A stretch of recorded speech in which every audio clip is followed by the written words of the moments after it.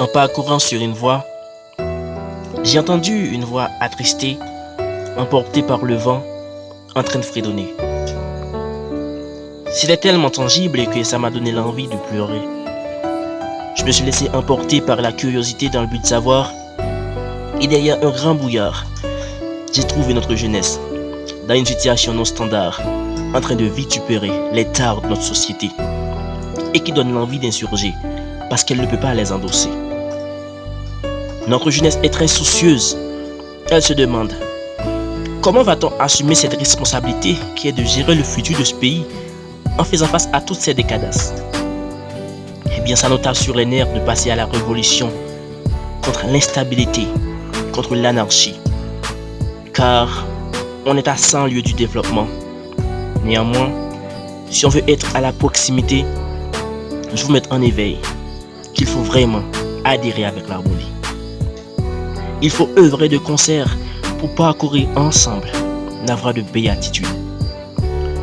Si vraiment que le futur est entre nos mains, eh bien, au lieu de nous tourner le dos, il faut vraiment cautionner de la possibilité pour qu'on puisse aller chercher les formations intégrales. Ne vous laissez pas emporter par la colère afin de gâcher le futur de ce pays. Il faut vraiment chercher à surmonter cette irascibilité. La situation est très chaotique, mais cependant, ce n'est pas une allure hérétique qui va nous épauler de trouver l'issue. Vivons plutôt en toute soudure, parce que c'était cette coalition qui a mené victorieusement la guerre de la libération nationale. De nos jours, vous aimez rendre avec usure ce qu'on a reçu ou subi dans le sens négatif. Mais ce serait mieux de chercher à faire le contraire au lieu de rendre l'appareil.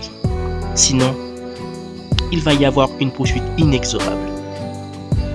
Cherchons plutôt à travailler de connivence avec les uns les autres, car c'est ce que faisaient nos ascendants.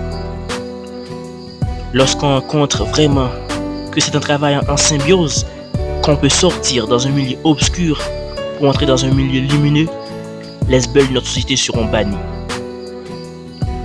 Et quand vous pensez que vous corsez la vie de la jeunesse en les effrayant de prendre la rue dans le but d'aller meubler leur structure cognitive en recevant des informations intégrales, nous pourrons dire indubitablement, c'est la jeunesse qui constitue le véritable bâtisseur de l'avenir.